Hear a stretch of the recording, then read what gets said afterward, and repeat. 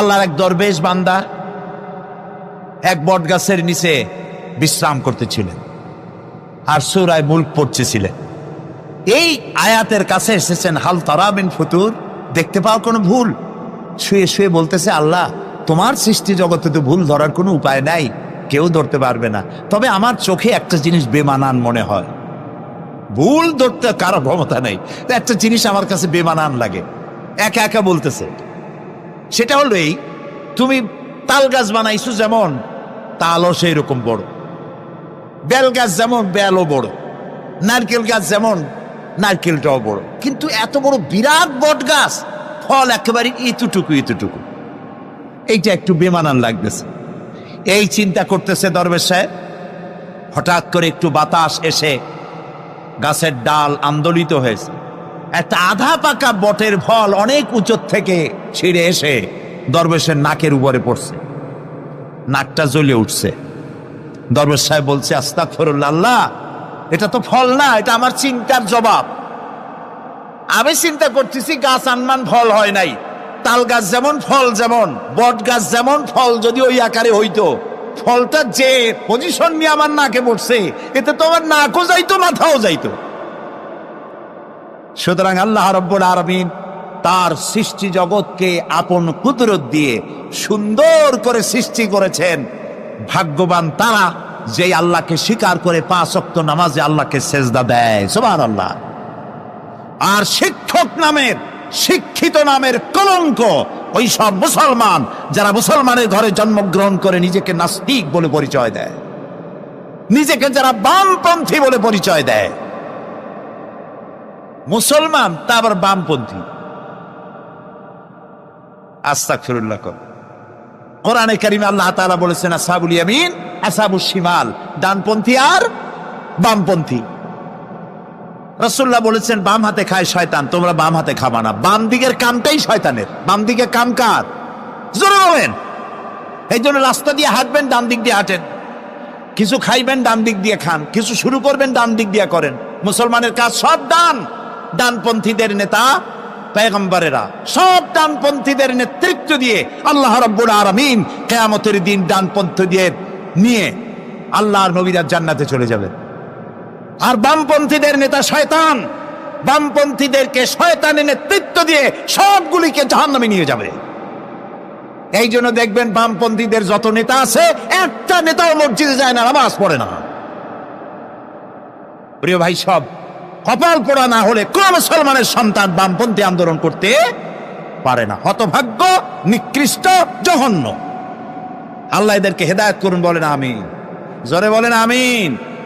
ওরা নামাজে নাই, রোজায় নাই, আল্লাহ নাই, রসুলে নাই, পরকালে নাই, মক্কায় নাই, মদিনায় নাই, ঠিক কিনা? আল্লাহ হেদায়েত নসিব করুন, বলেন আমিন। তাহলে 3টি পুঁজির কথা বলেছিলাম, তার মধ্যে প্রথম পুঁজি হলো আল্লাহর কি বিশ্বাস করতে দেখি? অস্তিত্বকে বিশ্বাস করা। এই অস্তিত্বের উপরে আমি আর আলোচনা করতে চাই না। আমরা বিশ্বাস করি আল্লাহ আছেন, ঠিক না?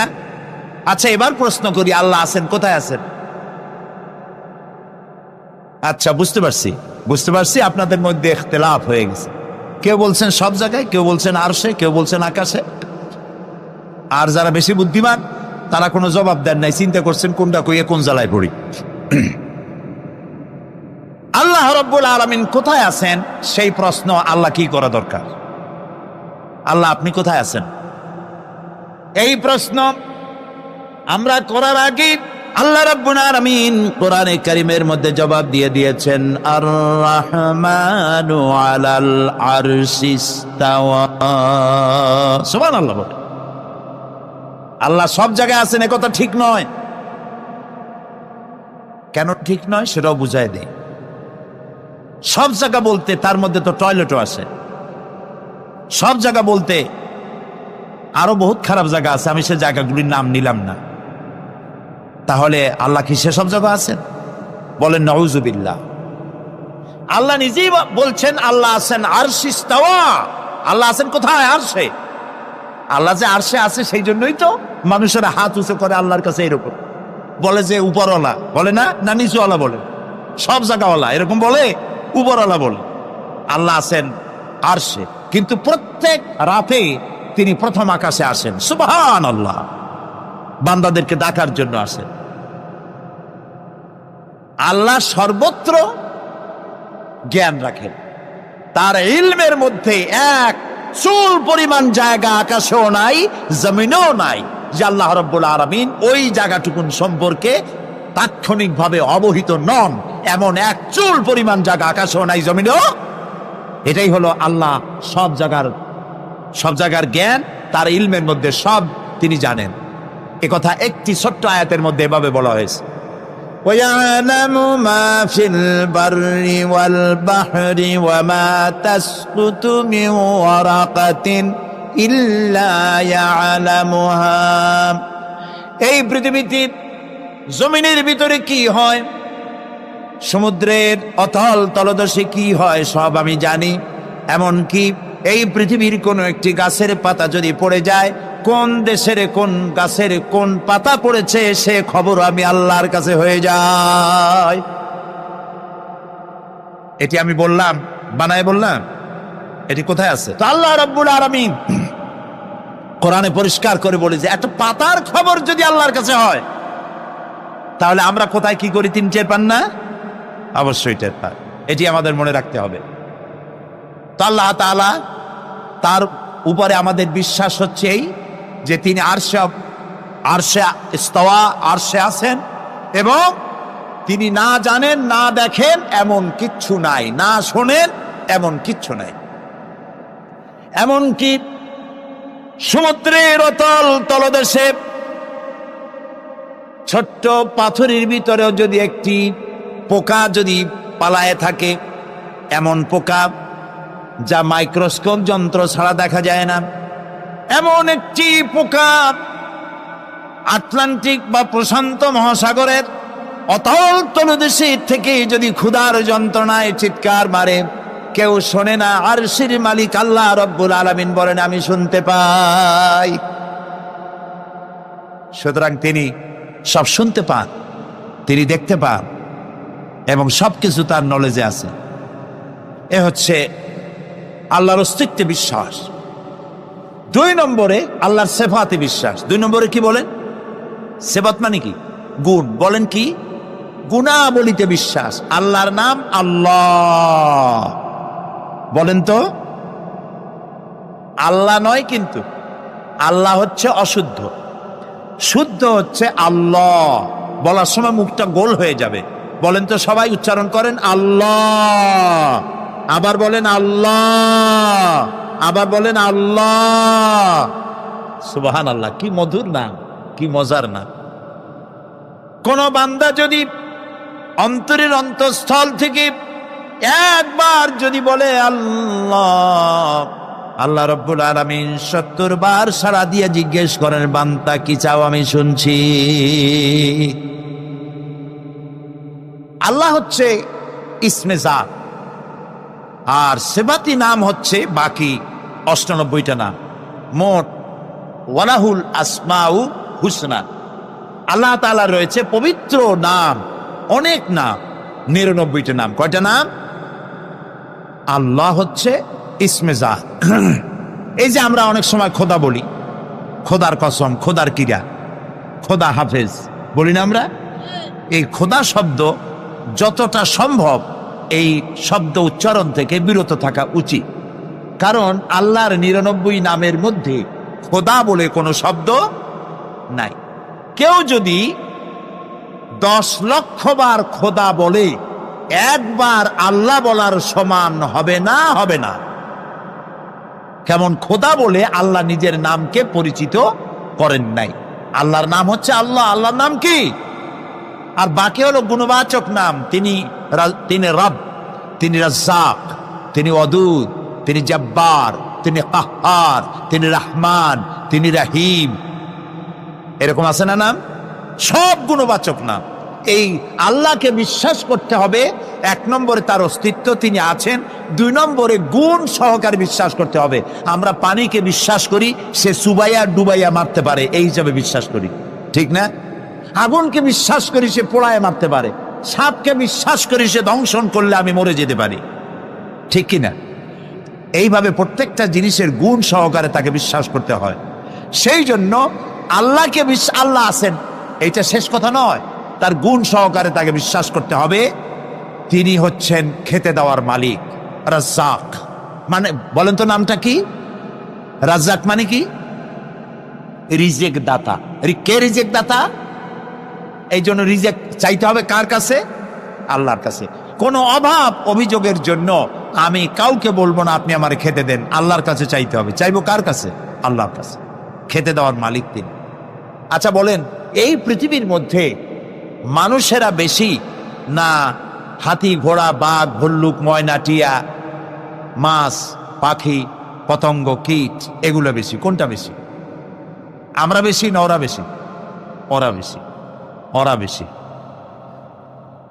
এই যে অসংখ্য হাতি আছে পৃথিবীতে, হাতির পেট বড় না আমার পেট বড়? গন্ডারের পেট বড় না আপনার পেট বড়? কুমিরের পেট বড় না আপনার পেট বড়? আচ্ছা, এখন এই সব প্রাণীদেরকে কে খেতে দেন? আপনার আমার তো ব্যাংকে ডিপোজিট আছে, কম থাকুক বেশি থাকুক, গোলায় ধান আছে, চাউল আছে, বাড়িতেও আছে, আছে না? কিন্তু এই যে পাতিশিয়াল, ফক্স, পাতিশিয়াল চেনেন তো? চিনবেনই তো, সাংঘাতিক চালাকিগুলি। এই পাতিশিয়াল কোন ব্যাংকের ম্যানেজারের কাছে গিয়ে বলছে যে ম্যানেজার সাহেব,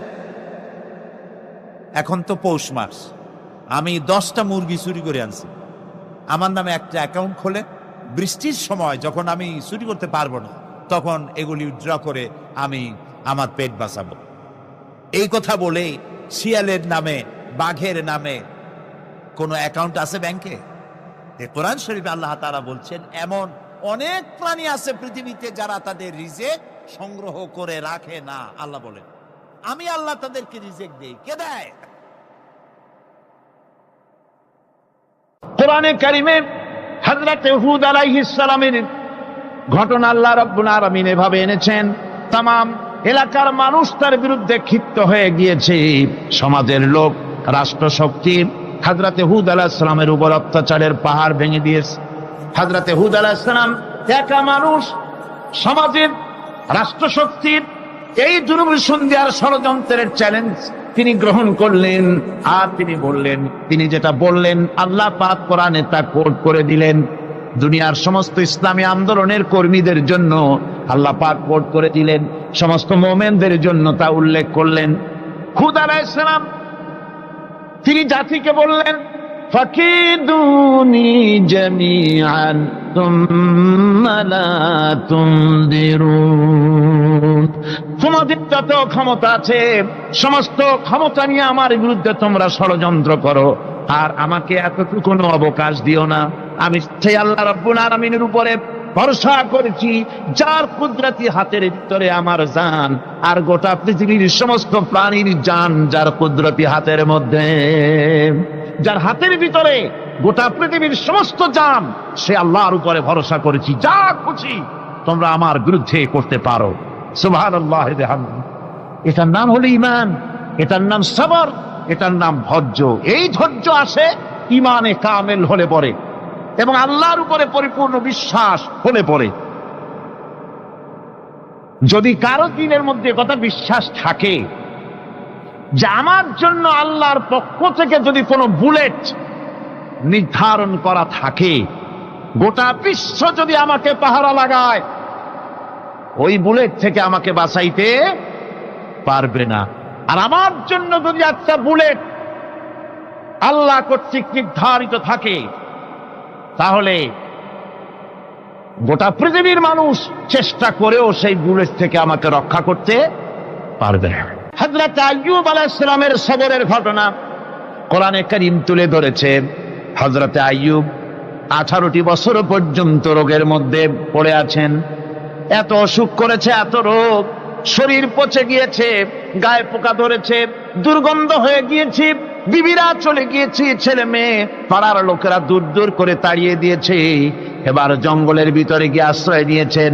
এমন অবস্থা হয়েছে, শরীর পচে পচে জিহ্বায় যখন পোকা ধরা শুরু করে দিল, হযরত আইয়ুব আলাইহিস সালাম তখন আল্লাহ রাব্বুল আলামিনের দরবারে এই প্রথমবারের মতো তিনি বললেন, রব্বুল আলামিন, হায় আল্লাহ তাআলা, সমস্ত শরীর জড়া জড়া হয়ে গিয়েছে, গায়ে পোকা ধরেছি, আমি কোনো কথা বলি নাই, আমি খামোশ থেকে জিকির আজগার করতেছিলাম।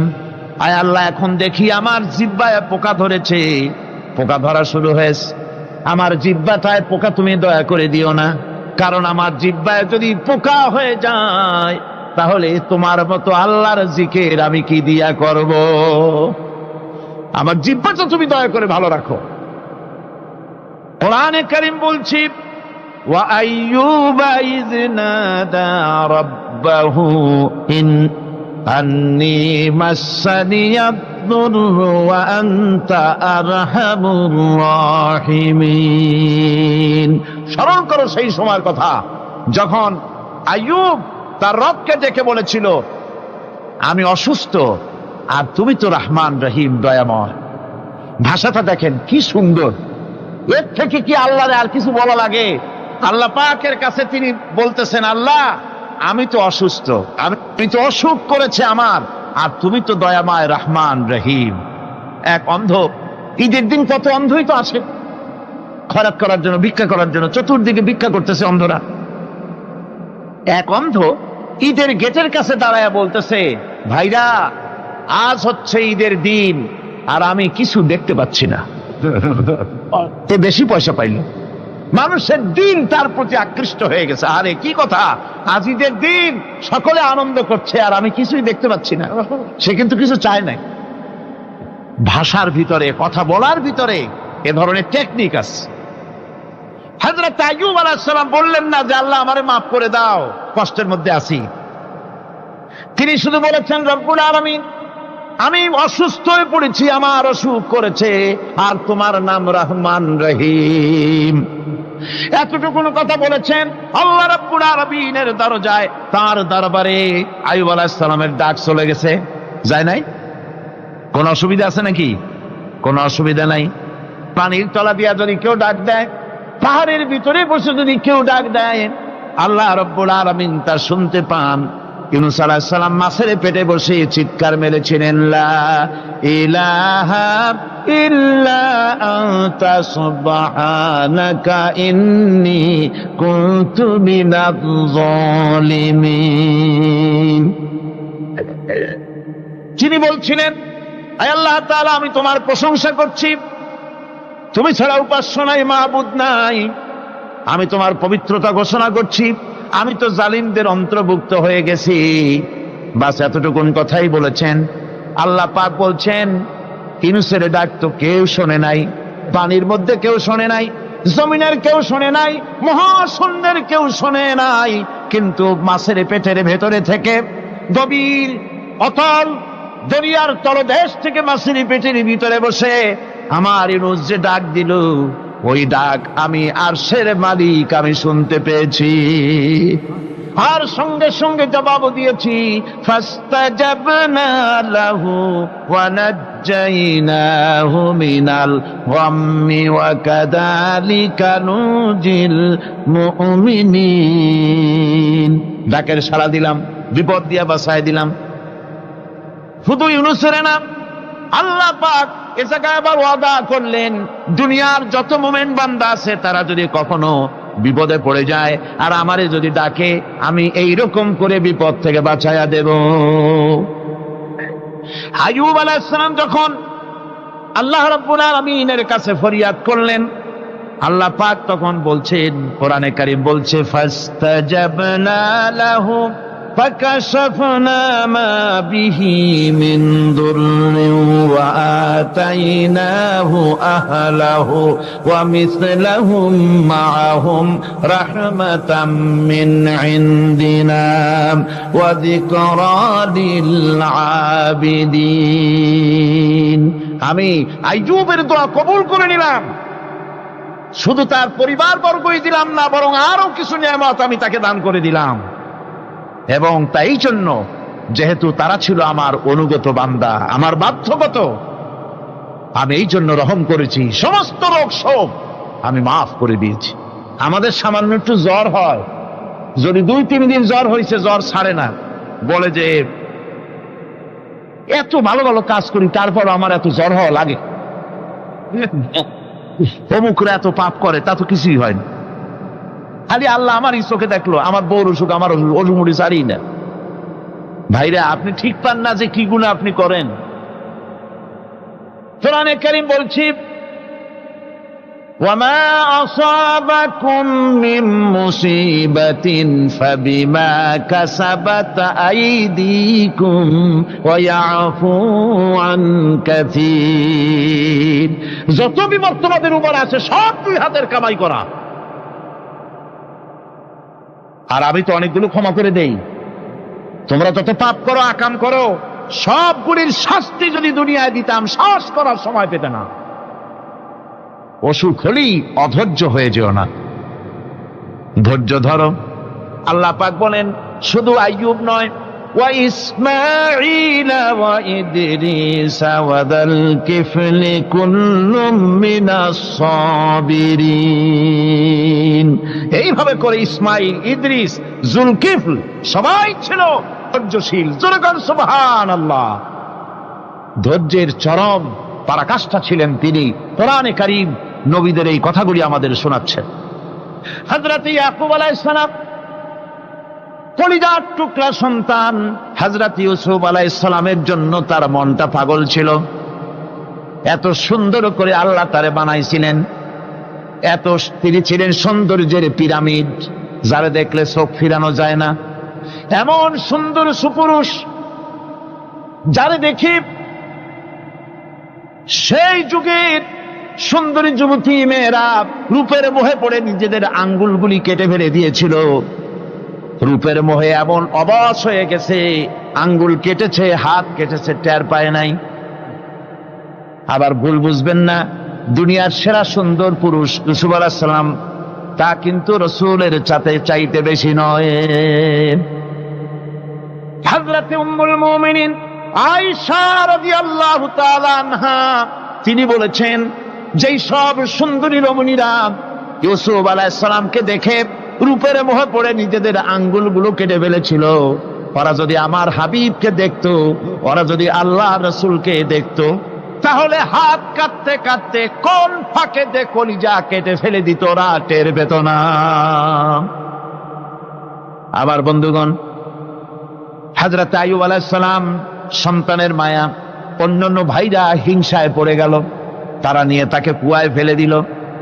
সেখান থেকে তারা একটা ছাগল বা কোনো পশু জবাহ করে তার রক্ত মাখাইয়া জামা এনে হাজির করে দিল হযরত ইয়াকুব আলাইহিস সালামের সামনে, যে তারে নিয়ে খেলা করতে গিয়েছিলাম, আমরা খেলায় লিপ্ত ছিলাম, বাগে খাইয়া ফেলাইছে। এগুলি কি গপ্প? এগুলি কি কোরআন? আল্লাহ পাক শোনাচ্ছেন, বিশ্ববাসীকে শোনাইছেন। সূরা ইউসুফের চাইতে এত সুন্দর উপাখ্যান গোটা পৃথিবীতে আর নাই। সুবহানাল্লাহ। অনেকে ইউসুফ জুলাইখার কেসা খুব মজা করে পড়ে, ফুর্তি করে, প্রেমের গল্প পড়ে। এটা কোনো প্রেমের গল্প নয়। ইউসুফ আলাইহিস সালাম, জুলাইখা ইউসুফ আলাইহিস সালামের জন্য কাঁদতে কাঁদতে চোখ কানা হয়ে গেছে। এরপর ইউসুফ আলাইহিস সালাম জুলাইখারে পাওয়ার জন্য পাগল হয়ে গেছে। নাউজুবিল্লাহ, এটা হয়নি কখনো। তিনি আল্লাহর পয়গম্বর। আর আল্লাহ কেমনে তারে বাঁচিয়েছেন? যখন জুলাইখা ঘরের ভিতরে সুন্দর করে যৌন উন্মাদনামূলক চিত্র অঙ্কিত করে ঘরের মধ্যে আটকায় দিয়েছে, তালা লাগায় দিয়েছে, আর নিজে যৌন দীপক কাপড় চোপড় পরেছে না পরার মতোই। সে যুগের সুন্দরী মেয়ে জুলাইখা। তার কুপ্রবৃত্তিকে চরিতার্থ করার জন্য আহ্বান করা হয়েছে। হযরত ইউসুফ আলাইহিস সালাম লক্ষ্য করে দেখলেন, এমন জায়গা, এখান থেকে পালাবার তো পথ নাই, দরজা বন্ধ করে দিয়েছে। তিনি শুধু তখন কেবলমাত্র আল্লাহ রব্বুল আলামিনকে ভয় করলেন। আল্লাহকে ভয় করে আল্লাহর নাম নিয়ে যখন তালাবদ্ধ দরজার দিকে দৌড় দিয়েছেন, আল্লাহ রব্বুল আলামিন আপন কুদরতে তালাগুলি খুলে দরজা তার জন্য উন্মুক্ত করে দিলেন। ইউসুফ আলাইহিস সালামকে ফালাই দিয়ে এভাবে করে কাপড় এনে দিল তার সামনে, রক্তমাখা কাপড় পেয়ে হযরত ইয়াকুব আলাইহিস সালাম সন্তানদের মুখে কাহিনী শুনে তিনি কি বললেন? কোরআনে কারীম তা কোট করেছে। তিনি চিক দিলেন না, ফাল দিলেন না, ফিট হয়ে পড়লেন না। তিনি বললেন, কলিজার টুকরা সন্তান তার মরার খবর শুনেছেন? তিনি বললেন কি? ফাসাবরুন জামিলুন ওয়াল্লাহুল মুস্তাআনু আলা মা তাসিফুন। আমি উত্তম সবর অবলম্বন করব। তোমরা যে কাহিনী রচনা করেছো এর বেলায় আমি আল্লাহর কাছে সাহায্য চাই। আমি উত্তম সবর অবলম্বন করব। আমার ভাইয়েরা, 11 ভাই মনে করেছিল ইউসুফ আলাইহিস সালামকে মরণ কুয়ায় ফালায় দিছি। তারা তো ঠিক পায় নাই এটা মরণ কুয়া না, এটা হচ্ছে একটা সুড়ঙ্গ, যাকে ইংরেজিতে বলে টানেল। এটা এমন একটা সুড়ঙ্গ, ওরা মনে করেছে মরণ কুয়া, কিন্তু আল্লাহ রাব্বুল আলামিন এই কুয়াতে এমন বানালেন, ওরা একদিকে ফালায় দিল মরণ কুয়ায়, এ কুয়ার আর এক মুখ দিয়া আল্লাহ রাব্বুল আলামিন ইউসুফ আলাইহিস সালামকে নিয়ে মিশরের সিংহাসনে বসায়া দিলেন। এটা মরণ কুয়া নয়, এটা রাজ সিংহাসনে বসার সুড়ঙ্গ পথ। ইউসুফ আলাইহিস সালাম আজ প্রেসিডেন্ট, সুবহানাল্লাহ, প্রেসিডেন্ট হয়ে বসে আছেন। ওদিকে কেনানে অভাব লেগে গেছে, সেখানকার মানুষেরা সাহায্য নিতে এসেছে, ওই 11 ভাইও আসছে। হযরত ইউসুফ আলাইহিস সালাম দেখেই চিনে ফেলেছে, ওরা কিন্তু তখনও ঠিক পায় নাই। হযরত ইউসুফ আলাইহিস সালাম চিনে ফেলেছেন। এখন কি করা উচিত? সবগুলোকে ঠ্যাং উপরের দিকে উঠাইয়া তারপরে সমানে ধোলাই দেওয়াই তো স্বাভাবিক ছিল, আমাদের মতো মানুষ হইলে, ঠিক কিনা? ঠিক তো বলবেনি, অভ্যাস তো এটাই। হযরত ইউসুফ আলাইহিস সালাম তাদের সামনে পরিচয় দিলেন। তারা যখন বুঝতে পারল, লজ্জায় তাদের মাথা হেট হয়ে গেল। হযরত, তারা এক তো লজ্জা, আর 2 নম্বরের ভয়, জান নিয়া কেনানে কেউ ফিরে যাইতে পারবো না। এখন অবস্থা হয়েছে যে জীবনই যায় নাকি এখানে। হযরত ইউসুফ আলাইহিস সালাম ভাইদের এই করুণ দুরবস্থা বুঝতে পারলেন, বুঝে চরম ধৈর্য ধরে তিনি কি বললেন? তিনি বললেন, লা তাসরিবা আলাইকুমুল ইয়াউম। ও ভাইরা, তোমাদের বিরুদ্ধে আমার কোনো ক্ষোভ নাই, দুঃখ নাই, বিদ্বেষ নাই, হিংসা নাই, আল্লাহর রাস্তায় মাফ করে দিলাম। আল্লাহু আকবার, সুবহানাল্লাহ। এর নাম পয়গম্বর। এর নাম কি? পয়গম্বর। কিসের লেনিন, কিসের মার্কস? জওয়ানেরা, ভুল পথে মানুষ চলেছিল, আলহামদুলিল্লাহ আল্লাহ এগুলারে ডাস্টবিনে ফালাই দিছে। কারণ আলহামদুলিল্লাহ, আলহামদুলিল্লাহ। পয়গম্বর কারে বলে? কারে বলে পয়গম্বর? কি চরিত্র! রাসূল করিম সাল্লাল্লাহু আলাইহি ওয়াসাল্লাম, তাকে একজন সাহাবী বলছিলেন, হুজুর বলছেন এই কামটা করলা না কেন? সাহাবী বললেন, হুজুর আপনি যদি চোখের ইশারায় বলতেন মুখ দিয়ে না কইয়া, তাও তো আমি কামটা করে ফেলতাম, আমি তো বুঝি নাই। হুজুর বললেন, চোখের ঠারে ঠরে কাজ করা নবুয়তের শান নয়। আল ওয়াদুহু ওয়াস সারাহা, নবীরা যা করেন তা ডাইরেক্ট, কোনো বক্রতা নাই, স্পষ্ট কথা। আমার ভাইরা, হযরত ইউসুফ আলাইহিস সালাম বিনিয়ামিনকে কাছে নিয়ে পরিচয় দিলেন তার ভাইদের সামনে। কোরআনে কারীম বলছে, ক্বালা আনা ইউসুফ ওয়া হাদা আখি قد من الله علينا إنه من يتقي ويصبر فإن الله لا يضيع أجر المحسنين। আমি ইউসুফ, আর এই হচ্ছে আমার ভাই। আল্লাহ আমাদের উপর ইহসান করেছেন। প্রকৃতপক্ষে যারা আল্লাহকে ভয় করে এবং সবর এখতিয়ার করে, আল্লাহ এভাবে তাদেরকে, তাদের আমলকে নিষ্ফল হতে দেন না। আমার এই জামাটা নিয়ে যাও। হযরত ইয়াকুব আলাইহিস সালাম, কলিজার টুকরা সন্তান ইউসুফ আলাইহিস সালামের বিরহ যন্ত্রণায় ছেলেকে কতদিন দেখে না, কাঁদতে কাঁদতে চোখ দুটো অন্ধ হয়ে গেছে। মিশর থেকে কেনানের দিকে জামা রওনা হয়েছে। কোথায় মিশর, কোথায় কেনান? জামা যখন রওনা হয়ে গেছে, হযরত ইয়াকুব বলতেছেন, আমি যেন আমার ইউসুফের গন্ধ নাকে পেতেছি। জামাত চলে এলো, চোখের উপরে রাখলেন, আল্লাহ রাব্বুল আলামিন তাকে চক্ষুষ্মান বানায়া দিলেন। ভাইরা আমার, পয়গম্বরেরা সবর করে গোটা দুনিয়ার মানুষের সামনে দৃষ্টান্ত সেট করেছে সবর কারে কন। আমার ভাইরা, হযরত ইব্রাহিম আলাইহিস সালামের কথা আল্লাহ পাক কোরআনে কারিমে বলছেন সবর কারে কয়, দেখো শেখো সবর কারে কয়। আল্লাহ পাক বললেন, ইব্রাহিম তোমার বিবি আর তোমার নবজাতক এই সন্তানকে রেখে আসো মক্কা নগরীতে। তিনি চলে গেলেন, সেখানে ঘর নাই, বাড়ি নাই, কিচ্ছু নাই, চতুর্দিকে ধুধু বালু আর মরুভূমি। হযরতে হাজরা বলছেন, ইব্রাহিম সামান্য পানি আর খাবার দিয়া আমার সন্তান শুদ্ধ এখানে রেখে যেতেছো, আমি কি অপরাধ করেছি? কোনো জবাব নাই। দুইবার তিনবার বলার পরে হাজরা বলছেন, ইব্রাহিম গো, তবে কি আমার আল্লাহর হুকুম মতো আমারে রেখে যাচ্ছ নাকি? হযরত ইব্রাহিম আকাশের দিকে আঙ্গুল উঁচু করলেন, কথা বলবেন বাক শক্তি বেরোচ্ছে না। 80 বছর বয়সের সময় একটা বাচ্চা আল্লাহ তারে দিছেন, আর এমন বাচ্চা পয়গম্বরের ছেলে, কি সুন্দর চেহারা, মরুভূমির উপরে ফালাই দিয়ে রওনা হয়ে যাচ্ছেন, মুখ দিয়া কথা সরছে না, আকাশের দিকে দেখালেন। হযরত হাজরা বুঝতে পারলেন। হযরত হাজরা বলেন, ইব্রাহিম কোনো চিন্তা নাই, নিশ্চিন্ত মনে বাড়ি ফিরে যাও। আমি আমার আল্লাহর উপরে এতটা ভরসা করি, আল্লাহর হুকুমে যদি আমার এখানে রেখে যেয়ে থাকো, আল্লাহ পাক আমাকে আর আমার কলিজার টুকরা ইসমাইলকে পানিতে আর খাবারে মারবেন না, অবশ্যই তিনি ব্যবস্থা করবেন। ব্যবস্থা হয়ে গেল। হযরত ইসমাইল বড় হয়ে গেলেন। আল্লাহ পাক অর্ডার করলেন, জবাহ করো ছেলেকে।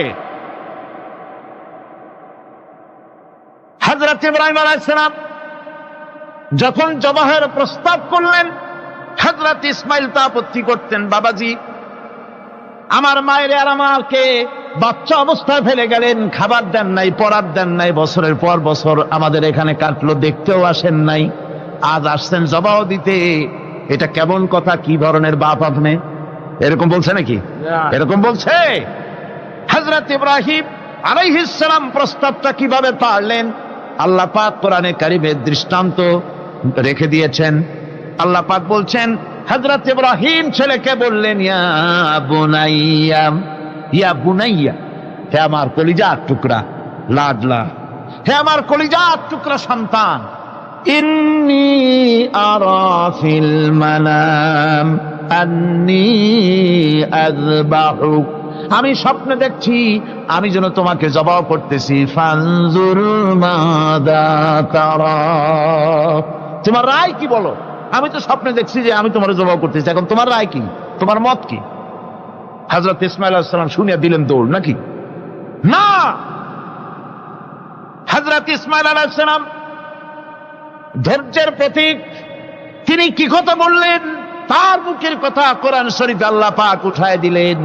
হযরত ইসমাঈল বললেন, ইয়া আবাতি ফাআল মা তু'মারু সাতাজিদুনি ইনশাআল্লাহু মিনাস সাবিরিন, হে আমার পিতা, আপনি যে ব্যাপারে আদিষ্ট হয়েছেন আপনি তা পালন করুন, অবশ্যই আমাকে ধৈর্যধারীদের মধ্যে পাওয়া যাবেন। সুবহানাল্লাহ। এক বর্ণনায় এসেছে, হযরত ইসমাঈল বললেন, আব্বাজান আমি ধৈর্যধারীদের ভিতরে আমারে পাবেন, তবে জবাহ করার আগে আমার হাত পাটা একটু বেঁধে নেন, কারণ জবাহের যন্ত্রণায় আপনার গায়ে যদি আমার হাত পা লেগে যায় তো বেয়াদবি হয়ে যেতে পারে, আর আমি মরে আমার জবাহ হয়ে যাওয়ার পর আমার রক্ত মাখা জামাটা নিয়া আমার মা হাজেরারে দিবেন, কারণ তাকে মা বলবার মতো আর তো কেউ নাই। হযরত ইব্রাহিম তাকে বাঁধবার জন্য প্রস্তুতি নিলেন। হযরত ইসমাঈল বলছেন, আব্বাজান বাঁধবেন না, বাঁধার প্রয়োজন নাই। বলে কেন? একবার বাঁধতে বললে আবার তুমি নিষেধ করছো কেন?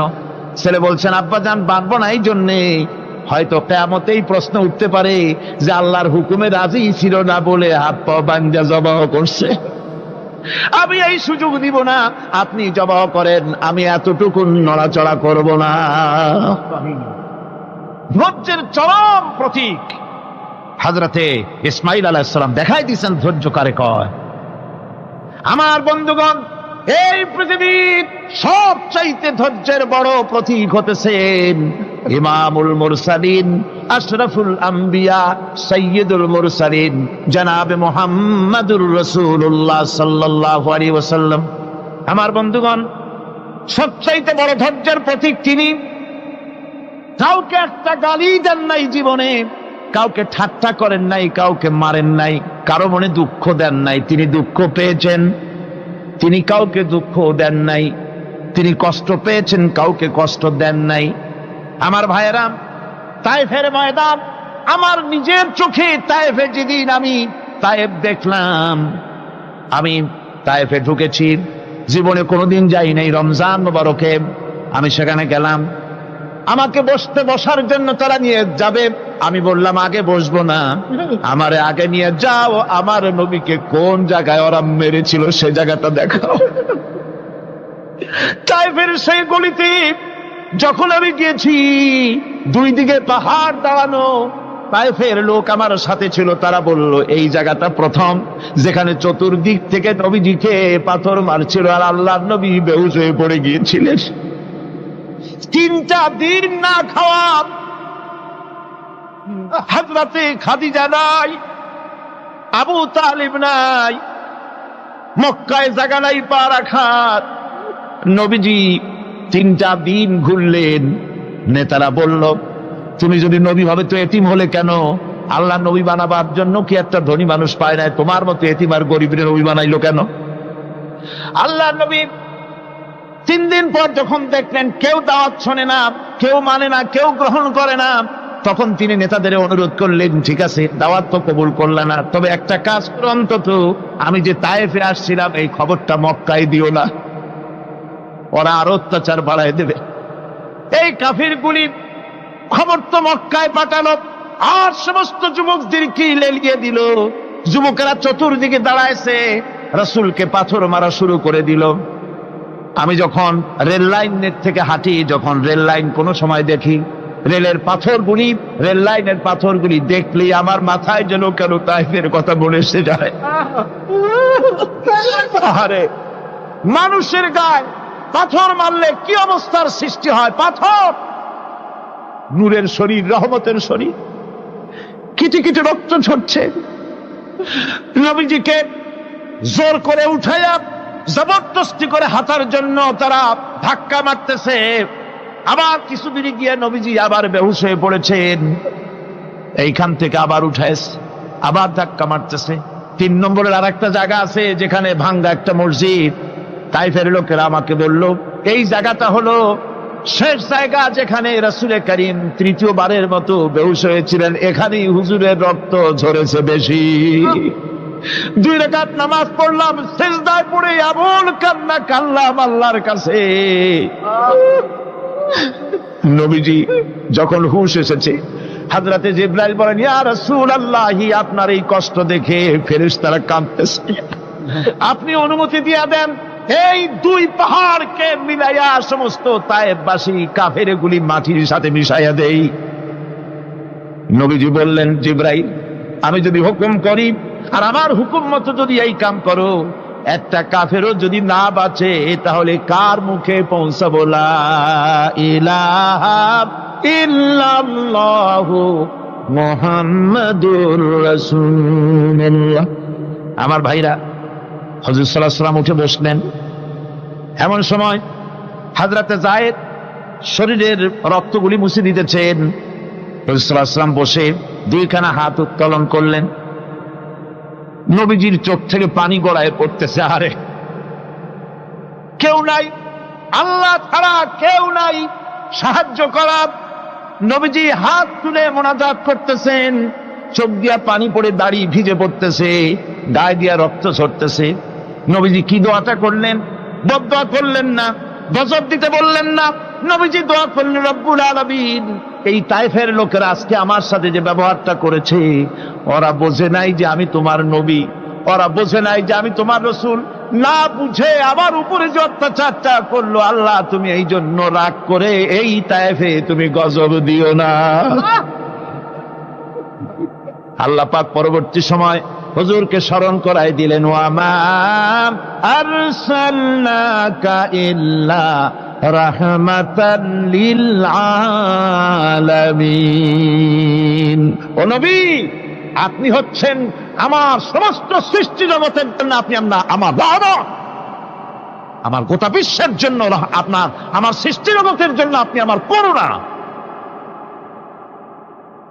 একটা লোক রাসূলের এই কষ্ট দেখে বাগান থেকে এক গ্লাস আঙ্গুরের শরবত এনে হাজির করেছে। এত কষ্টের পর 3 দিনের না খাওয়া আঙ্গুরের একটা শরবত পাইয়া হুজুর খুব খুশি হলেন। শরবত গ্লাস পান করে হুজুর বলছেন, তোমার নাম না আত্তাস? তিনি বলছেন, হ্যাঁ হুজুর, আমার নাম আত্তাস। তোমার বাড়ি না ইউনূস আলাইহিস সালামের গ্রামে? বলে, হ্যাঁ, আমার বাড়ি সেই গ্রামে। তা আপনি কি করে জানলেন আমার নাম আত্তাস আর আমার বাড়ি ইউনূস আলাইহিস সালামের গ্রামে? আপনি জানলেন কি করে? হুজুর বললেন, আমি নবী, হযরত ইউনূস নবী, একজন নবীর খবর আর একজন নবীর কাছে থাকে।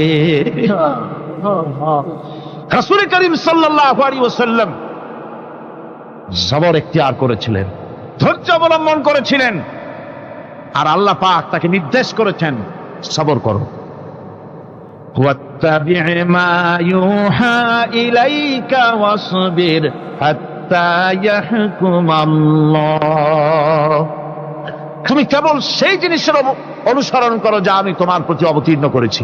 আমি আপনার উপরে যেটা অবতীর্ণ করেছি ওটার অনুসরণ করুন, আর সবর ইখতিয়ার করুন যতক্ষণ না আল্লাহর পক্ষ থেকে চূড়ান্ত ফয়সালা না আসে। ধৈর্য ধরুন, ধৈর্য ধরুন।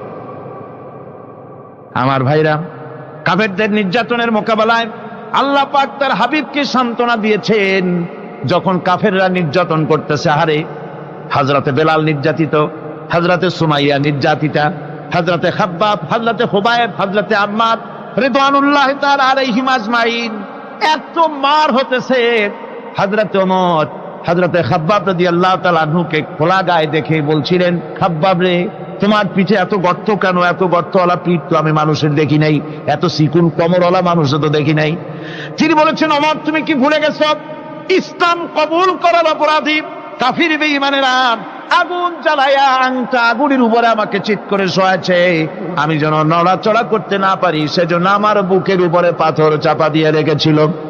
গায়ের চর্বি আর রক্ত গলে গলে পড়ে আগুন নিবেছে, আর আগুন গোশত পুড়ে যে পিঠের মধ্যে প্রবেশ করেছিল আজও পর্যন্ত পিঠের সেই গর্ত সেরে যায় নাই। এভাবে অত্যাচার হচ্ছিল সাহাবীদের উপর। আল্লাহ রাব্বুল আলামিন তার হাবিবকে সান্ত্বনা দিলেন, ওয়াসবির ওয়ামা সাবরুকা ইল্লা বিল্লাহি ওয়ালা তাহজান আলাইহিম ওয়ালা তাকু ফি যায়কিম মিম্মা ইয়ামকুরুন। হে রাসূল, সবরের সাথে কাজ করতে থাকুন। আপনার এই সবরের তৌফিক তো আল্লাহই দিয়েছেন, আর ওদের সমস্ত ষড়যন্ত্র, ওদের অপকৌশলে আপনি দুঃখিত হবেন না, চিন্তা করবেন না, ভারাক্রান্ত হবেন না। আপনি নিশ্চিত থাকুন। ওয়াসবির লিহুকমি রাব্বিকা ফাইন্নাকা বিআয়ুনিনা। হে নবী, আপনার রবের চূড়ান্ত ফয়সালা আসা পর্যন্ত ধৈর্য ধারণ করুন। আপনি তো আমার চোখের সামনে। সুবহানাল্লাহ, সুবহানাল্লাহ। আপনি আমার চোখের সামনে। কে আপনাকে কি করবে আমি দেখবো না? সুবহানাল্লাহ। মন্ত্রী যদি, এই সলিমুদ্দিন মার্কা মন্ত্রী যত আছে, এই মন্ত্রীরা যদি কয় ব্যথাতে ভয় কিসে? আমি তোকে দেখছি না? সাহসটা কেমন বাড়ে, কেমন বাড়ে সাহস। আরে কোনো মন্ত্রী ছাতা মাথা না, কোন প্রেসিডেন্ট রাজা বাদশা না, আকাশ আর জমিনের মালিক আমার আল্লাহ রাব্বুল আলামিন বলছেন, হাবিব, কোন চিন্তা নাই, আপনি আমার চোখের সামনে। ওরা চায় আপনাকে দুনিয়া থেকে মিটাই দিতে, আর আমি চাই ওয়ারাফানা লাকা যিকরাক, আপনার প্রশংসা তো হবে গোটা বিশ্ব জুড়ে, সর্বত্র ছড়িয়ে যাবে আপনার নাম। সুবহানাল্লাহ বিহামদিহি। আল্লাহ পাক অন্যত্র বলেছেন, ওয়ালাকাদ কুযযিবাত রুসুলুম মিন ক্বাবলিকা ফাসাবারু আলা মা কুযযিবু ওয়া উযু হাত্তা আতাহুম নাসরুনা। হে মুহাম্মদ সাল্লাল্লাহু আলাইহি সাল্লাম, আপনার পূর্বে অসংখ্য নবী রাসূল এই পৃথিবীতে আসছে এবং জুলুম আর নির্যাতনের শিকার তারা হয়েছেন। অবশেষে তাদের প্রতি আল্লাহর সাহায্য এসেছে। সুতরাং আপনাকেও ধৈর্য ধারণ করতে হবে। ধৈর্য ছাড়া কোনো পথ নাই। ধৈর্য আপনাকে ধারণ করতেই হবে। আর এই ধৈর্য ধারণ করলে পরে আল্লাহর চূড়ান্ত ফয়সালা আসবে, তখন আল্লাহ পাক মেহেরবানি করবেন। আমার ভাইয়েরা, এই ধৈর্য পৃথিবীর সমস্ত পয়গম্বররা ধৈর্য অবলম্বন করেছেন, কখনো অধৈর্য হন নাই। দিন কায়েমের সংগ্রামে নবী রাসূলগণ দারুণ ভাবে সবর ইখতিয়ার করেছেন। বৃদ্ধবাদীদের সকল রকমের নির্যাতন, অপকৌশল, ষড়যন্ত্র, এই সব কিছু মোকাবেলা করেছেন ধৈর্যের নীতি অবলম্বন করি।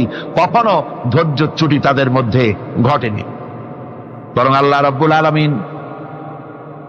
রাব্বুল আলামিন তাদের প্রতি সন্তুষ্ট হয়েছেন। যারা এই ধৈর্য ধরেছে তাদের উপরে সন্তুষ্ট হয়ে আল্লাহ রাব্বুল আলামিন বলেছেন, ওয়া কাআইয়্যিম মিন নাবিয়্যিন কাতালা মাআহু রিব্বিয়ুনা কাসীর। এর আগে অনেক নবী এসেছিলেন যাদের সাথে বহু আল্লাহওয়ালা লোক লড়াই করেছেন।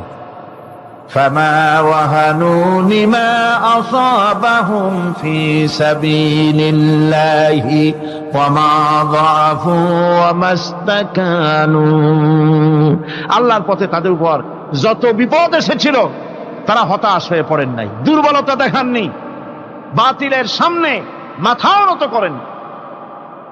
ওয়াল্লাহু ইউহিব্বুস সাবিরিন। আর আল্লাহ পাক ধৈর্যশীল যারা, তাদেরকে আল্লাহ পাক ভালোবাসেন। আমার ভাইরা,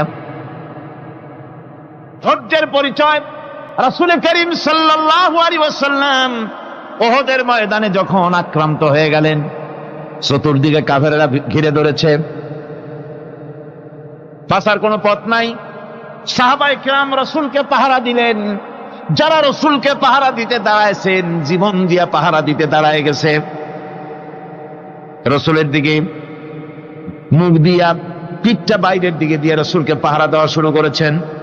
হুজুরকে পাহারা দিতে যারা দাঁড়িয়েছিলেন, কাফের কর্তৃক নিক্ষিপ্ত কি তীরগুলি এসে যখন বিঁধতেছিল, শুধু একজন সাহাবী হযরত তালহার পিঠের ভিতরে রাসূলকে হেফাজতের জন্য 80টা তীর একজনের পিঠের মধ্যে দিয়ে ঢুকেছে। এক অসতর্ক মুহূর্তে নবীজির দান্দান মোবারক শহীদ হয়ে গেল, শিরস্থান ভেঙে গেল, লোহার কড়া প্রবিষ্ট হয়ে গেল কপালের ভিতরে। হুজুর মাথা ঘুরে পড়ে গেলেন। হযরত আবু উবাইদা রাদিয়াল্লাহু তাআলা আনহু হুজুরের মস্তক মোবারককে কোলে করে নিয়ে তারপরে বহু কষ্ট করে মাথা থেকে লোহার কড়া বের করলেন। এবার ওই কড়ার ছিদ্র দিয়ে রক্ত আসতেছে, মুখ দিয়ে রক্ত পড়তেছে, দাড়ি ভিজে যাচ্ছে। বুখারী শরীফে এসেছে, আল্লাহর নবী দুইখানা হাত নিজের চেহারার উপরে মলে আনে টাটকা রক্ত চোখের সামনে দেখে বলছেন, আহারে, এই কওমের ফালাত কি করে হবে, এই কওমের মুক্তি কি করে হবে, এই কওমের নাজাত কি করে হবে, যে কওম তার নবীর চেহারা রক্ত দিয়ে লাল বানাইয়া দিল। নবীজি বললেন, আল্লাহুম্মা গফিরলি কওমি ফাইন্নাহুম লা ইয়ালামুন। আয় আল্লাহ পাক, আমার এই কওম বুঝতে পারে না, ওদেরকে মাফ করে দাও। খবর ছড়িয়ে গেল নবীজি শহীদ হয়ে গিয়েছেন। খবর ছড়িয়ে গেল চতুর্দিকে, মদিনায় খবর ছড়িয়ে গেল। মানুষ পাগলের মতো দৌড়ানো শুরু করে দিল। এক মেয়ে লোক দৌড়াচ্ছে উহুদের দিকে। কয়েকজন সাহাবীর সঙ্গে দেখা, তারা জিজ্ঞেস করলেন, দৌড়াও কেন মহিলা, যাও কই? কয় উহুদের দিকে যেতেছি। কয় যায় তো কোনো লাভ নাই, যেহেতু তোমার যে স্বামী এসেছিলেন জিহাদের ময়দানে, তিনি তো শহীদ হয়ে গেছেন। মহিলা বলতেছে, কে শহীদ হয়েছে শুনতে চাই না, আগে বলো নবীজি কেমন আছে। আবার কিছুক্ষণ পর আর কয়েকজনের সঙ্গে দেখা, তারা বলছে, মেয়ে লোক দৌড়াও কই? যাচ্ছি উহুদের দিকে। তারা বলছেন যে কোনো লাভ নাই, তোমার যে দুইটা কলিজার টুকরা সন্তান উহুদে এসেছিল, দুটোই শহীদ হয়ে গেছে। মা বলতেছে, ও সাহাবী, কে শহীদ হয়েছে শুনতে চাই না, তাড়াতাড়ি করে বলো আল্লাহর নবী মুহাম্মদুর রাসূলুল্লাহ সাল্লাল্লাহু আলাইহি ওয়াসাল্লাম কেমন আছেন। দৌড়াতে দৌড়াতে উহুদের মাঠে সাহাবায়ে কিরাম পরিবেষ্টিত, আল্লাহর নবীর কাছে গিয়ে হুজুরের জীবিত চেহারা মোবারকের দিকে তাকায়া মেয়ে লোকটি কাঁদতেছে আর বলতেছে, ইয়া রাসূলুল্লাহ, আমার স্বামী মরা শোক, আমার কলিজার টুকরা দুইটা সন্তান মরা শোক আমার কলিজা থেকে মুছে গেছে, আপনি বেঁচে আছেন, তামাম মুসলমানদের চাইতে বড় সান্ত্বনার রায়। ভাইরা আমার, রাসূল করিম সাল্লাল্লাহু আলাইহি ওয়াসাল্লাম এভাবে করে ধৈর্যের পরিচয় দিয়েছেন। গালাগালি দেন নাই, রাত করেন নাই, বদদোয়া করেন নাই। সুবহানাল্লাহ কোন, সুবহানাল্লাহ। ভাইরা আমার, এই সবর এমন মহান বৈশিষ্ট্য, এর মধ্যে রয়েছে জিহাদের ময়দানে যদি লোক কম হয় আর যদি তাদের মধ্যে সবর থাকে, বেশি সংখ্যক লোকের উপরে আল্লাহ পাক সবরকারীদেরকে বিজয়ী করে দিবেন। কোরআনে কারীমে রব্বুল আলামিন বলেন, কাম মিন ফিয়াতিন কালিলাতিন গালাবাত ফিআতান কাসীরাতাম বিইذনিল্লাহ আল্লাহু মা'আস সাবিরিন। এমন ঘটনার বহু নজির আছে যে কম সংখ্যক লোকেদের উপরে আল্লাহ পাক, বেশি সংখ্যক লোকেদের উপর আল্লাহ পাক কম সংখ্যক লোকদেরকে জয়ী করে দিয়েছেন। আল্লাহু মা'আস সাবিরিন, আর আল্লাহ আছে ধৈর্যশালীদের সাথে। আল্লাহ আছে কাদের সাথে? দেখেন না বদরের কামটা, বদরের ময়দান, 313 জন মুসলমান, অস্ত্রপাতি নাই, সামান্য সামান্য অস্ত্র, আর কাফেরেরা এসছে হাজারেরও বেশি। আমার বন্ধুগণ, ধৈর্য কত বড় কাম দিল, ধৈর্য ধারণ করেছেন তারা, আল্লাহর উপরে ভরসা করেছেন। আল্লাহ রাব্বুল আলামিন অস্ত্রের কাজ কি দিয়া করায় দিলেন। একজন সাহাবী এসে বলছেন, হুজুর, জিহাদের ময়দান, ইসলামের প্রথম জিহাদ, আমার কাছে তো অস্ত্র নাই, মেহেরবানি করে একটা অস্ত্র আমারে দেন, আমি লাফায় পড়ি জিহাদের মধ্যে। হুজুর বলেন, অস্ত্র তো আমার কাছে নাই, দিবটা কি? সাহাবী বলছেন, হুজুর, অস্ত্র না থাকে যা পারেন তাই দেন, আপনার হাত দিয়ে যা দিবেন আমি দাঁড়ায় থাকতে পারবো না, জিহাদে আমাকে শরীক হতেই হবে। নবীজি কাছে পেলেন একখানা শুকনা খেজুরের ডালখানা তুলে সাহাবীর হাতে তুলে দিলেন।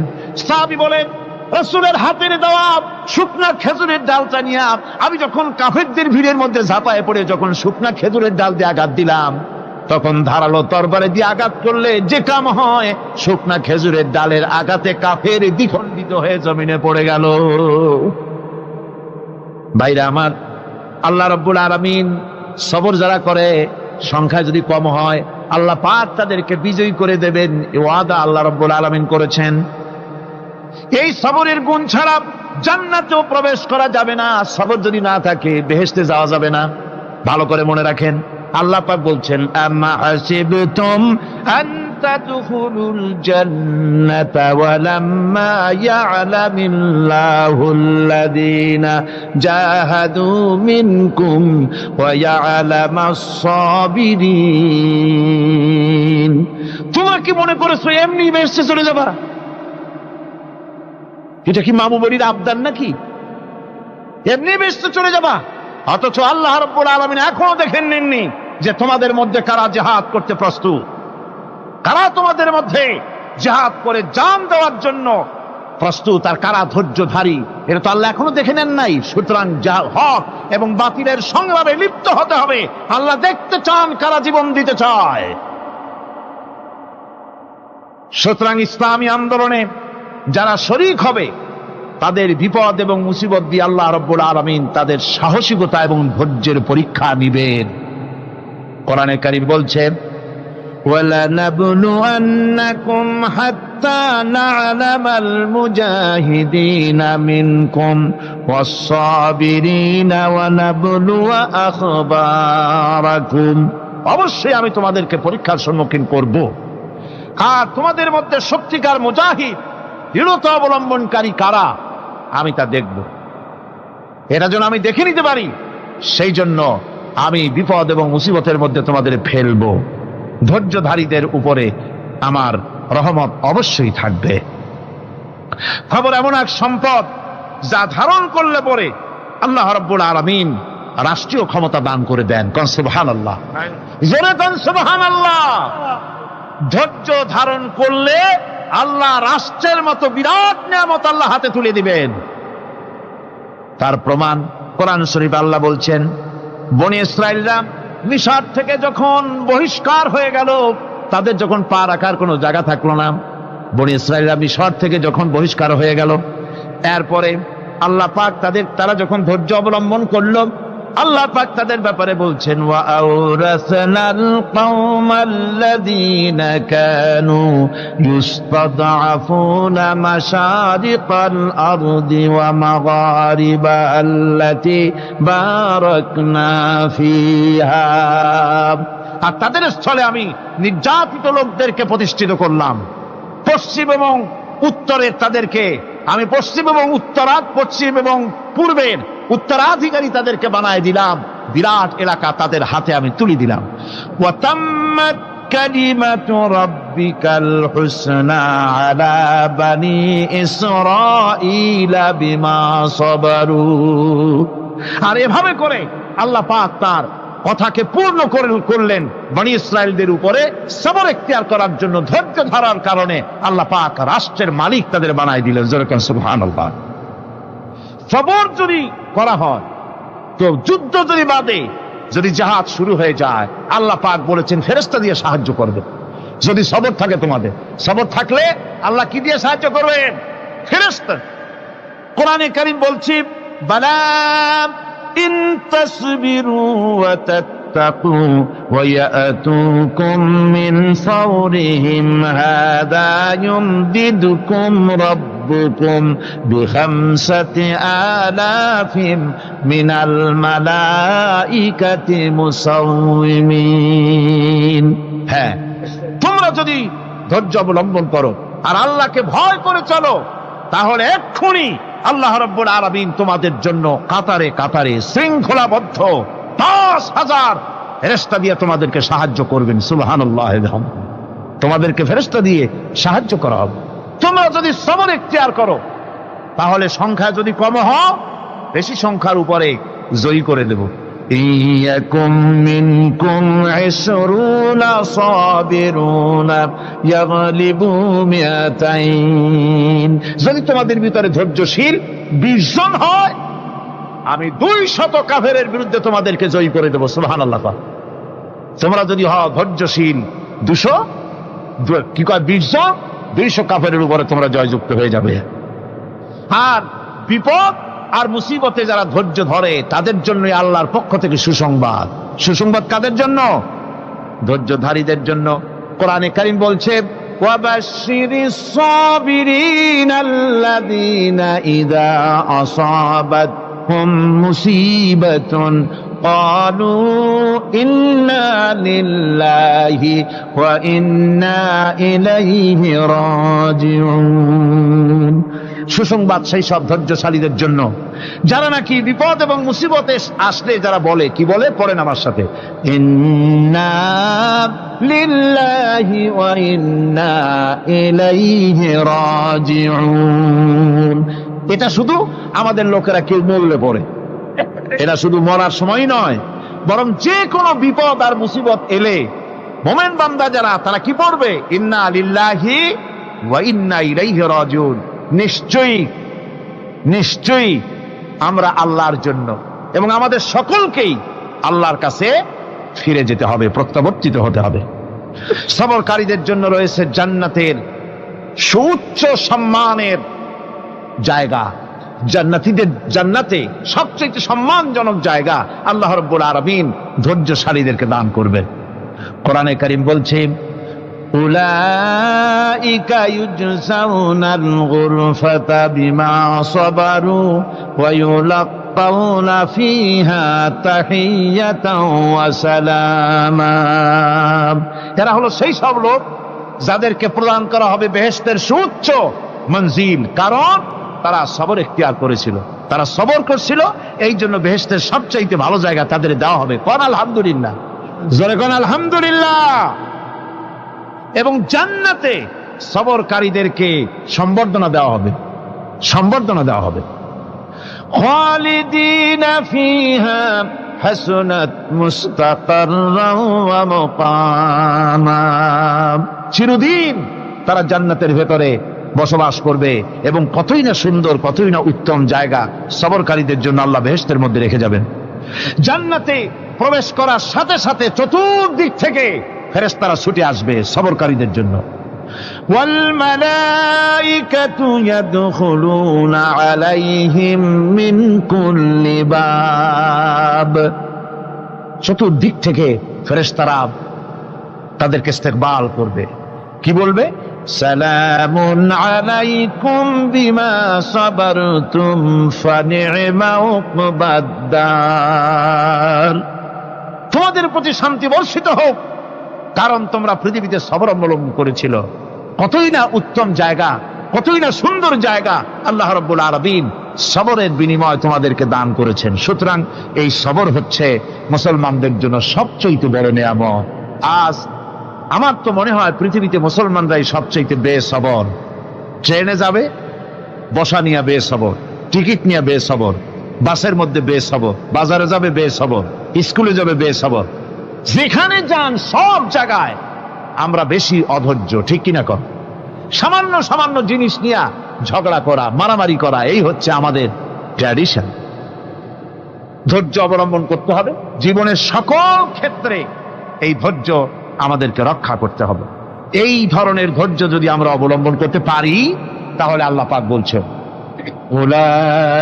উলাইকাল্লাযীনা সাদাকু ওয়া উলাইকা হুমুল মুত্তাকুন। এরাই হলো ঈমানের দাবিতে সত্যবাদী। কোন আলহামদুলিল্লাহ। কারা কারা? না শুধু সবরকারী না। এই যে 10টা পয়েন্ট বলা হলো, কয়টা পয়েন্ট বলা হয়েছে? 10টি পয়েন্ট।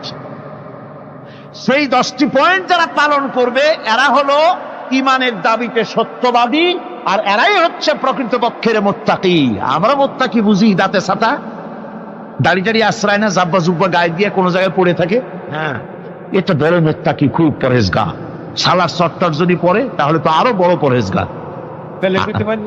জি, আর যদি কাপড় চোপড় মোটেও না থাকে তাহলে তো খাজা বাবা হয়ে গেল। জি, নাউযুবিল্লাহ মিন যালিক। আর আল্লাহ বলছে মুত্তাকি কারে কয় শোনো, এরে কয় মুত্তাকি যাদের মধ্যে এই 10টা গুণ আছে। এই 10টি সত্য যদি সম্পাদন করতে পারি, যদি আমল করতে পারি, জীবন ধন্য হয়ে যাবে। সেই 10টি কথা আমি আবার আপনাদের স্মরণ পটে তুলে দিতে চাই, প্যাকেট করে পকেটে উঠাই দিতে চাই, যেন বাড়ি নিয়ে যেতে পারেন। 1 নম্বর হচ্ছে 10টি পয়েন্টের 1 নম্বর আল্লাহর প্রতি ঈমান। 1 নম্বরে আল্লাহর প্রতি ঈমান, 2 নম্বরে পরকালের প্রতি ঈমান, 3 নম্বরে ফেরেশতাদের উপর ঈমান, 4র্থ নম্বরে কিতাবের প্রতি ঈমান, 5ম নম্বরে নবীদের প্রতি ঈমান, 6ষ্ঠ নম্বরে সহায় সম্বলহীন নিকটবর্তী আত্মীয়, ইয়েতিম, মিসকিন, প্রবাসী, মুসাফির, সাহায্য প্রার্থী, এদেরকে মুক্ত করার জন্য এদেরকে সাহায্য প্রদান করা, 7 নম্বরে নামাজ প্রতিষ্ঠা করা, 8 নম্বরে যাকাত আদায় করা, 9 নম্বরে ওয়াদা পালন করা, 10 নম্বরে সবর এখতিয়ার করা। কয়টা হলো?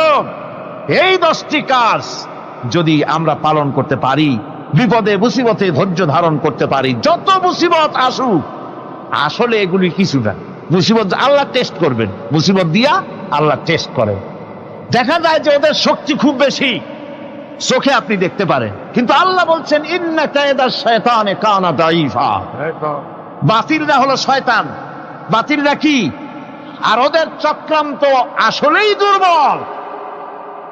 এদের চক্রান্ত আসলে কি? দুর্বল। কাজেই এগুলিকে ভয় করা যাবে না। বিপদে মুসিবতে ধৈর্য ধারণ করে যদি অগ্রসর হওয়া যায়, তো আল্লাহ রাব্বুল আলামিন এই 10টি পয়েন্ট যদি আমল করা যায়, দুনিয়াও শান্তি পাবো, আখিরাতেও শান্তি পাবো। যত মুসিবত আসুক, বিপদ আসুক, ধৈর্যের সাথে মোকাবেলা করতে হবে। ধৈর্যের অর্থ কি? আমি আগেই বলেছি, ধৈর্যের অর্থ হচ্ছে অবিচলতা, দৃঢ়তা, বরদাস্ত করা, সহিষ্ণুতা, ধীরতা, স্থিরতা। ধৈর্যের অর্থ এটা নয় একজন একটা থাপ্পড় মারলো আর আপনি বলবেন যে বাবা ব্যথা পাইছে নাকি, তাহলে আরো একখান থাপ্পড় দিয়া দাঁত আমার সবগুলো ভালাই দেয়। এর নাম ধৈর্য নয়। ধৈর্য হচ্ছে পরিস্থিতির মোকাবেলা করতে হবে সাহসিকতার সাথে, এর নাম হচ্ছে ধৈর্য। ওই যে আমি একটা দৃষ্টান্ত দিয়ে থাকি। এক সাপ একবার মুরিদ হয়েছিল এক পীর সাহেবের কাছে। পীর বলছিলেন যে না, আমি তো এইসব সাপ টাপ মুরিদ বানাই না। কয় না হুজুর, আমারে বানান। তারপরে মুরিদ বানায় কিছু অজিফাতারে শিখাই দিল, আর বললো খবরদার কাউকে দংশন করবা না। ঠিক আছে, সে যায়া জিগারাজগার শুরু করে দিয়েছে। এর মধ্যে জমিনে রাখাল আসছে, ধান কাটছে, ধানগুলো নিবি কি করে, দড়ি দাড়ি পাচ্ছে না। তো কি করা যায়, বানবে কি দিয়া? সন্ধ্যার পরে অন্ধকারে দেখে যে দড়ি একটা পড়ে আছে। ও যে কি দড়ি তা তো ওরা বুঝে না, ওইটারে নিয়া ধানরে ফেসাইয়া লেজ দিয়ার মাথা দিয়ে এরকম করে বাসেটারে দিয়ে বাঁধছে। সাপ তখন বলতেছে, হায় হায় রে, কেবল যে মুরিদ হইছি, তা না হলে তুই ঠিক পাইতি যে আমি কি ধরনের দড়ি। এরপরে নিয়ে বাড়ি নিয়ে ভালাই দেশে ডরে খুলে সাপটার ঘাড় গেছে মস্কিয়া। বহুত কষ্ট করে হুজুরের বাড়ি গিয়ে হাজির, কয় যে হুজুর কি একখান জিকের শিখাইলেন, আমার তো ঘাটটার মস্কে শেষ। আশ্চর্য কথা, কত মানুষ মুরিদ হইল, কত কিছু মুরিদ হইলো, কারো তো জিকের করলে ঘাড় মস্কে যাবে কেন, এটা কেমন কথা? কয় হুজুর ঘটনাই। আরে বেটা ঘটনা এইটা, তুই কি করছিলি? কয় যে আপনি যে নিষেধ করছেন দংশন করতে, আমি তো দংশন করতে পারিনি। আরে বেটা, দংশন করতে নিষেধ করছিলাম, ফোঁস করতে তো নিষেধ করি নাই। তোরে যখন দড়ি মনে পেরে হাত দিছিল, ফোঁস করে উঠতি, ওই রাখা লাভ দিয়া বন আর পার হইয়া দিল্লি চলে যেত। কাজী ধৈর্যের মানে শীত হয়ে পড়ে না। ধৈর্য মানে অবিচলতা, দৃঢ়তা নিয়ে শক্তি সঞ্চয় করে আল্লাহর উপরে ভরসা করে বাতিলের বিরুদ্ধে ঝাঁপিয়ে পড়তে হবে, বাতিল উৎখাত হতে বাধ্য হবে। অনাটনে, বিপদে, মুসিবতে আর হক আর বাতিলের সংঘর্ষ চলাকালীন ধৈর্য ধারণ করা, এটা হলো সবচাইতে একটা বড় কোয়ালিটি। কোরআনে কারিমে সবর শব্দটি সবচাইতে বেশি ব্যবহার করা হয়েছে। সর্বাধিক ব্যবহৃত শব্দ কোনটি? সবর।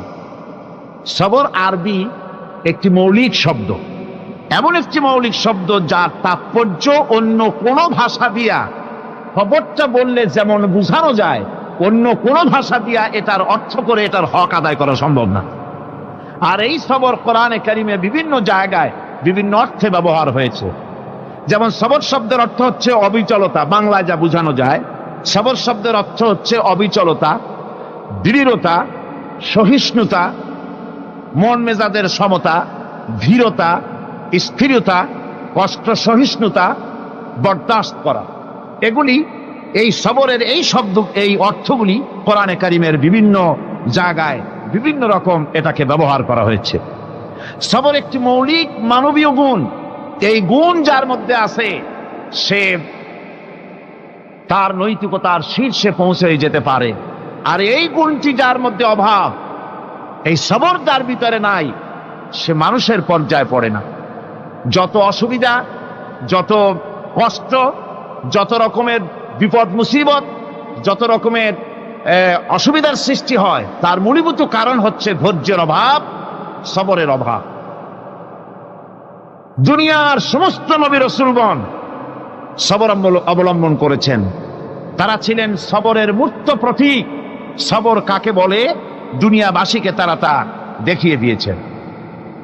নিজ নিজ কওমের কাছ থেকে যখন কওমের কাছে নবীরা দাওয়াত দিয়েছেন, ইসলামের দ্বীনের দাওয়াত দিয়েছেন, তখনই সমাজপতিরা, রাষ্ট্রশক্তি তাদের উপরে, নবীদের উপরে ভেঙে পড়েছে, অত্যাচার করেছে। আল্লাহর পয়গম্বরেরা এই সমস্ত অত্যাচারের মোকাবেলায় চরম ধৈর্যের পরিচয় দিয়েছেন। কোরআনে কারিমে উল্লেখ করা হয়েছে, অত্যাচারের মোকাবেলায় আম্বিয়া কেরাম যা বলেছেন সেটা হলো এই, ওয়ামা লানা আল্লা নাতাওয়াক্কালা আলাল্লাহি ওয়া ক্বাদ হাদানা সুবুলানা। আল্লাহ পাক বলেন, পয়গম্বরেরা বলেছেন আমরা আল্লাহর উপরে ভরসা করব না, তো কার উপরে ভরসা করব? তিনিই তো আমাদেরকে সঠিক পথ দেখিয়েছেন, সঠিক রাস্তা আমাদের দেখিয়েছেন, সুতরাং তার উপরেই তো আমরা ভরসা করব। ওয়ালানাসবিরান্না আলা মা আযাইতুমুনা ওয়া আলাল্লাহি ফালিয়াতাওয়াক্কালিল মুতাওয়াক্কিলুন। তোমরা আমাদের যে সব কষ্ট দাও, পীড়ন দাও, সেজন্য আমরা ধৈর্য অবলম্বন করব। তোমরা আমাদেরকে কষ্ট দিচ্ছ, আমরা ধৈর্য অবলম্বন করব আর ভরসা করব কেবলমাত্র তার উপরে যে আল্লাহ রাব্বুল আলামিন আমাদেরকে নবী করে পাঠিয়েছেন, সেই ভরসা করতে হলে সেই আল্লাহর উপরেই তো ভরসা করা উচিত। আমরা সেই আল্লাহর উপরে ভরসা করে আছি। তোমাদের যত খুশি আমাদের বিরুদ্ধে ষড়যন্ত্র করো, আমাদেরকে অত্যাচার করো। কোরআনে কারিমে হযরত হুদ আলাইহিস সালামের ঘটনা আল্লাহ রাব্বুল আলামিন এভাবে এনেছেন, তামাম এলাকার মানুষ তার বিরুদ্ধে ক্ষিপ্ত হয়ে গিয়েছে। সমাজের লোক, রাষ্ট্রশক্তি হযরত হুদ আলাইহিস সালামের উপর অত্যাচারের পাহাড় ভেঙে দিয়েছে। হযরত হুদ আলাইহিস সালাম একা মানুষ, সমাজের রাষ্ট্রশক্তির এই দুর্বিসন্ধির ষড়যন্ত্রের চ্যালেঞ্জ তিনি গ্রহণ করলেন। আর তিনি বললেন, তিনি যেটা বললেন আল্লাহ পাক কোরআনে তা কোট করে দিলেন। দুনিয়ার সমস্ত ইসলামী আন্দোলনের কর্মীদের জন্য আল্লাহ পাক কোট করে দিলেন, সমস্ত মুমিনদের জন্য তা উল্লেখ করলেন। হুদ আলাইহিস সালাম তিনি জাতিকে বললেন, ফাকিদুনি জামিআন তুম্মা লা তুনদিরুন। তোমাদের যত ক্ষমতা আছে সমস্ত ক্ষমতা নিয়ে আমার বিরুদ্ধে তোমরা ষড়যন্ত্র করো, আর আমাকে এতটুকু অবকাশ দিও না। আমি সেই আল্লাহ রাব্বুল আলামিনের উপরে ভরসা করেছি, যার কুদরতি হাতের ভিতরে আমার জান, আর গোটা পৃথিবীর সমস্ত প্রাণীর জান যার কুদরতি হাতের মধ্যে। যার হাতের ভিতরে গোটা পৃথিবীর সমস্ত জান, সে আল্লাহর উপরে ভরসা করেছি। যা খুশি তোমরা আমার বিরুদ্ধে করতে পারো। সুবহানাল্লাহ। এটার নাম হলো ঈমান, এটার নাম সবর, এটার নাম ধৈর্য। এই ধৈর্য আসে ঈমানে কামেল হলে পরে এবং আল্লাহর উপরে পরিপূর্ণ বিশ্বাস হলে পরে। যদি কারো দিনের মধ্যে কথা বিশ্বাস থাকে যে আমার জন্য আল্লাহর পক্ষ থেকে যদি কোনো বুলেট নির্ধারণ করা থাকে, গোটা বিশ্ব যদি আমাকে পাহারা লাগায়, ওই বুলেট থেকে আমাকে বাঁচাইতে পারবে না। আর আমার জন্য যদি একটা বুলেট আল্লাহ কর্তৃক নির্ধারিত থাকে, তাহলে গোটা পৃথিবীর মানুষ চেষ্টা করেও সেই বুলেট থেকে আমাকে রক্ষা করতে পারবে না। এটার নাম হচ্ছে ঈমান।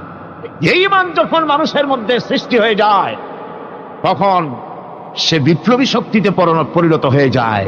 তার কাছে ভয় বলে কোনো জিনিস থাকে না, যেহেতু সে তো ভরসা করেছে এমন শক্তির কাছে যার চাইতে প্রচন্ড ক্ষমতা আকাশেও কারো নাই, জমিনেও।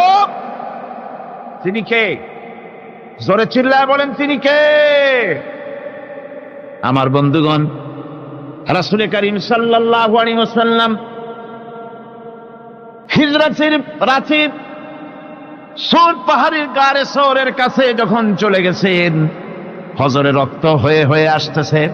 হযরতে আবু বকর রাদিয়াল্লাহু তাআলা আনহু বলছেন, হে আল্লাহর রাসূল, এখন আর অগ্রসর হওয়া ঠিক হবে না, বেলা উঠে গেলে ধরা পড়ে যাব। এখানে গুহা আছে, ভিতরে প্রবেশ করি। হযরতে আবু বকর রাসূলের সম্মতি পেয়ে হযরতে আবু বকর রাদিয়াল্লাহু তাআলা আনহু বলছেন, ইয়া রাসূলুল্লাহ, পাহাড়িয়া গুহা, সাপ বিচ্ছু থাকতে পারে, আমাকে অনুমতি দেন, আমি আগে ভিতরে ঢুকে সাফ করে আপনাকে ডাকি। ভিতরটা সাফ করে তিনি ডাকলেন। রাসূল করিম ভিতরে ঢুকে বলছেন, আবু বকর, পাহাড় বেয়ে বেয়ে বড্ড কষ্ট হয়েছে, একটু বসো, তোমার উরুর উপরে মাথা রেখে আমি একটু ঘুমাইয়া যাই। আল্লাহর নবী আরাম ফরমাচ্ছিলেন। সকালবেলায় কাফির বেঈমানরা যখন আস্তে আস্তে করে গুহা মুখে পৌঁছে গেছে, পায়ের চিহ্ন এখানে শেষ, তাদের নিশ্চিত ধারণা এর ভিতরে নবীজি আছেন। বলছে, বেরিয়ে আসো। একজন বলে নাই, আর একজন বলে আছে। এভাবে তাদের মধ্যে দ্বিমত হয়ে গেল। হযরত আবু বকর বলছেন, ইয়া রাসূলুল্লাহ, আমরা তো ধরা পড়ে গেছি, আমাদের তো আর উপায় নাই। এই গুহাটা এতই অগভীর, শুয়ে যদি হাঁটু উঁচু করা যায় উপর থেকে দেখা যায়, বসলে পরে মাথা দেখা যায়, ধরা তো পড়ে গেছি, উপায় নাই। আল্লাহর নবী তখন তার হাবিব, তার বন্ধুকে কি বললেন? বিশ্ববাসীর জন্য আল্লাহ পাক কোরআনে তা উঠায় দিলেন। নবীজি তার বন্ধুকে ডেকে বললেন, লা তাহজান ইন্নাল্লাহা মা'ানা। ও আমার সাথী, কোনো চিন্তা করো না, ভয় পেও না, শঙ্কিত হয়েও না, আমরা মাইনরিটি নই, আমরাই মেজরিটি, কারণ আল্লাহ রাব্বুল আলামিন আমাদের সাথে আছেন। সুবহানাল্লাহ। এই চিন্তা, এই ধারণা যদি মানুষের মনের মধ্যে থাকে, তাহলে কখনোই তার মন দুর্বল হবে না, ঈমান দুর্বল হবে না। ربنا ظلمنا أنفسنا وإن لم تغفر لنا وترحمنا لنكونن من الخاسرين ربنا لا تزغ قلوبنا بعد إذ هديتنا وهب لنا من لدنك رحمة إنك أنت الوهاب আয় আল্লাহ তাআলা, এই বিশাল জনসমুদ্র নিয়ে তোমার দরবারে হাত তুলেছি পবিত্র মেরাজের রজনীতে। আয় আল্লাহ, তুমি দয়া করে মেহেরবানি করে আমাদের আলোচনা, দুরুদ সালামের সওয়াব আমাদের বিশ্ব নবী, তোমার প্রিয় হাবিব জনাবে মুহাম্মদ রাসূলুল্লাহ সাল্লাল্লাহু আলাইহি ওয়াসাল্লামের রূহ মুবারকে পৌঁছায়া দাও। সমগ্র বিশ্বের মাটির নিচে যত মুমিন মুমিনাত শুয়ে আছেন, তাদের আরো আর পরে সওয়াব পৌঁছায় দাও। আমাদের মা বাপ যাদের দুনিয়া থেকে বিদায় হয়ে গেল, আল্লাহ কবরগুলিকে জান্নাতের টুকরায় পরিণত করে দাও। রব্বির হামহুমা কামা রব্বায়ানি সগীরা। পড়েন সবাই, রব্বির হামহুমা কামা রব্বায়ানি সগীরা। আয় আল্লাহ তাআলা, বহু মানুষ দোয়া চেয়েছি, কতজনের কত কষ্ট, কেউ হসপিটালে আছে, কারো অপারেশন হবে, কেউ বা মরে গেছে, কেউ বা মামলায় মোকদ্দমায় আছে, কেউ বা পারিবারিক অশান্তিতে আছে। আল্লাহ, যিনি যেই নিয়তে দোয়া চেয়েছে মেহেরবানি করে সেই নেক নিয়ত তোমার দরবারে কবুল করে নাও। বিপদগ্রস্ত লোকগুলিরে বিপদ থেকে বাঁচাইয়া দাও। আয় আল্লাহ রাব্বুল আলামিন, এই মাহফিলে লক্ষ লক্ষ জনতা সমুদ্রের ঢেউর মতো চতুর্দিক থেকে আসতে থাকে। তুমি আর তোমার কোরআন আর তোমার রাসূল ছাড়া কোনো স্বার্থ কারো মনে নাই। কাউরে রিক্সা ভাড়া দেওয়া হয় না, ট্রাক ভাড়া, বাস ভাড়া কাউকে দেওয়া হয় না, এক লোকমা খানাও এখানে পায় না, তাবাররুক বা সিন্নি বিতরণও হয় না। আয় আল্লাহ, নিঃস্বার্থ ভাবে এই লোকগুলি যাতায়াত করে। আল্লাহ, তোমার কোরআনের বরকতে সকলকে তুমি গুনাহ মুক্ত করে দাও। আয় আল্লাহ তাআলা, যাতায়াতটা আসান করে দিও, যাতায়াতের পথে কারো যেন কোনো বিপদ না হয়ে যায়। আয় আল্লাহ তাআলা, বাড়ি ঘর ফালায় আসে, বাড়ি ঘর তোমার ফেরেশতা দিয়া তুমি হেফাজত করো। রব্বুল আলামিন, মা বোনেরাও কষ্ট করে আসে, আল্লাহ তুমি দয়া করে এ মাহফিলে যারা শরীক হয়, এ মাহফিলে, কোরআনের মাহফিলে শরীক হওয়ার কারণে তোমার কাছে একটা দাবি করি। দাবিটা হলো, মেহেরবানি করে সব মানুষকে তোমার কাবা ঘর দেখাও। যারা উপস্থিত হয়েছে সকলকে তোমার হাবিবের রওজায় গিয়া সালাম দেওয়ার তৌফিক দাও। রব্বানা তাকাব্বাল মিন্না ইন্নাকা আনতাস সামিউল আলিম ওয়া তুব আলাইনা إنك أنت التواب الرحيم سبحان ربك رب العزة عما يصفون سلام على المرسلين الحمد لله رب العالمين واجعل آخر كلمتنا عند الموت لا إله إلا الله محمد رسول الله السلام عليكم ورحمة الله